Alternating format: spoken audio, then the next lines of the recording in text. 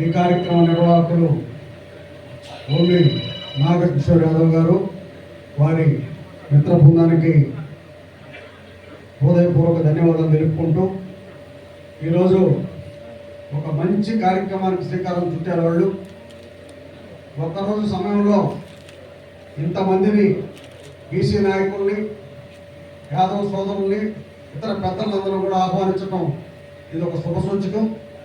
వీళ్ళందరూ రావడానికి కూడా ఒక బలమైన కారణం ఉంది. బిఎంఆర్ అంటే ఒక బ్రాండ్. బిఎంఆర్ అంటే వ్యక్తి కాదు. ఈరోజు ఈ నెల్లూరు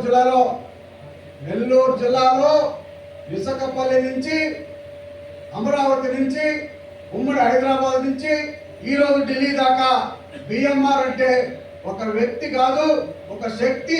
ఎంతో మంది, ఎన్నో కుటుంబాలకు ఆలస్యం అని చెప్పి సందర్భంగా నేను కూడా మనం చేస్తున్నా.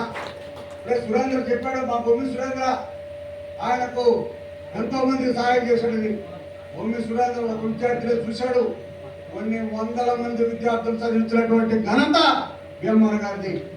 కొన్ని వందల కుటుంబాలు ఈరోజు ఆదరిస్తున్నటువంటి ఘనత బిఎంఆర్ గారిది. ఈరోజు కొన్ని వేల మంది ఆయన కింద బ్రతుకుతూ ఉన్నారు, ఆయన నీడలో బ్రతుకుతున్నారు అని చెప్పడంలో ఈరోజు మనందరం బీసీ బిడ్డలుగా, యాదవ్ బిడ్డలుగా గర్వించదగినటువంటి విషయం ఈరోజు.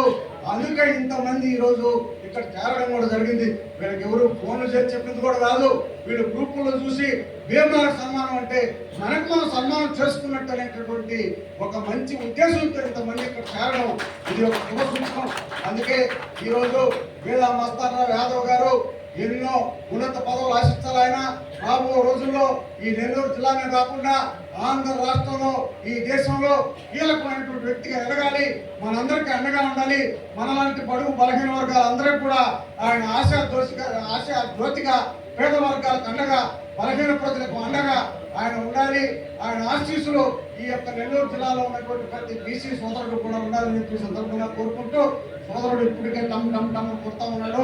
చాలా చెప్పాలని ఉంది నాకేమో ఆయన గురించి, కానీ సమయాభావం లేదు కాబట్టి ఇంకొక అకేషన్లో ఇప్పుడే మస్తానం గారు కూడా చెప్పింది, మన దూరేకల నాయకురాలు కూడా, మీరు ఏ పార్టీ అంటే మేము బిఎంఆర్ గారి పార్టీ అనేటటువంటి వ్యక్తులు ఈ నెల్లూరు జిల్లాలో చాలా మంది ఉన్నారు.